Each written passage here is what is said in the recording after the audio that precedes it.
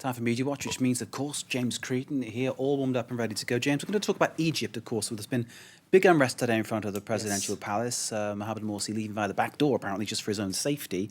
You can tell us who we can follow to keep up with the very latest from Tahrir Square. That's right. A couple of people who are very active on Twitter in Cairo this evening, Egyptians themselves.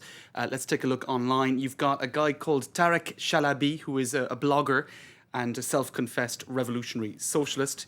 Here you see images that he is actually broadcasting from the centre of Cairo. So you can check that out. Tarek Shalabi. I've put it all up on my own Twitter page if people want to find those references. James Creedon F24 if you want to find those references. There he is as well, tweeting photos. I can't tell you how many there are, but I can tell you that you're missing out. So he's in the middle of the action there if you want to follow that, sending photos through.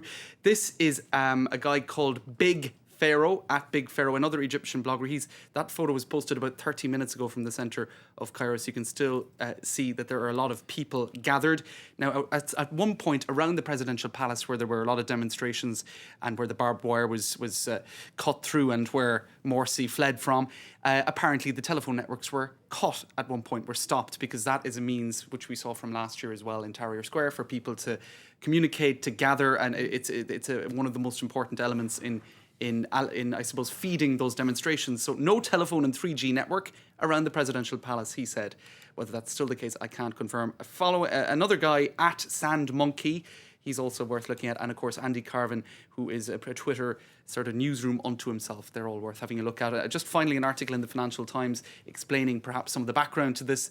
Mohammed El Baradei, he says that, and I'll get a quote from that article, Morsi's power now exceeds that of Hosni Mubarak at his dictatorial peak. So that, the opinion of Mohammed El Baradei, of course, former head of the United Nations Atomic Energy Agency, and of course an opposition figure within Egyptian politics. So unsurprisingly against Morsi. Okay. Yeah, okay.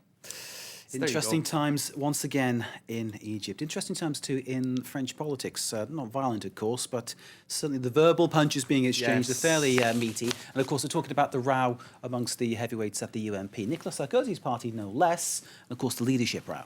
That's right. The first day of a breakaway group in the French Parliament of the UMP party called the RUMP, or RUMP, as it has been rather hilariously abbreviated to RUMP. You'll spot they've put a hyphen in there because I think they now realise... Sure, they've realised the error they've made, rump being like in English, like bum. There we go. Now, Mr. Ayrault, as they point out here in Le Point, he is the Prime Minister. He had a bit of fun with it, and he said to Christian Jacob, who is the president of the UMP group in the Parliament, he said, the president of, is it the UMP? He's sort of, playing with the fact that the group has now been split. You can play football over this as well. This is the Rue 89, and they are giving points to all of the people on either side of that divide right down the centre of the UMP. That is funny. That is funny. I like that. It's very funny. Very funny. So there you go. Lots of coverage of that still in the media. And, of course, the royal bump. Of course, from rump to the bump. Very good. It's been the top news story on the Daily Mail all day. They had 14 pages in their print version. 14 pages in the Daily Mail. Get a load of this headline, Mark, which I think is a bit silly. Finally, William's getting what he always craved, normal family life. Oh. Don't think it's ever going to be fully normal for William. No, it's not. But obviously it goes back to him losing his mum at such a young age, doesn't it? I mean, maybe I'm being a bit facetious. Someone that he clearly loves, and they're having a baby, which is great. That's right. So is there any news, any word online about her health? Well, they're talking about, some are speculating that it could be twins because of the morning sickness being quite excessive. So there you go. There's lots of speculation on it. There's also a lot of people betting, as they're pointing out in the Huffington Post and elsewhere, about the weight, the name, the career choices, etc. Okay, we wish them very well, and obviously we hope Kate's in fine form. Good stuff. Now then, finally, a photo of Dominique Strauss-Kahn having a bit of a laugh in with the girls. Doesn't look happy, does he? No, he doesn't. But you know what? There's an anecdote behind the story, and that was taken in a nightclub in the Swiss 8th arrondissement of Paris.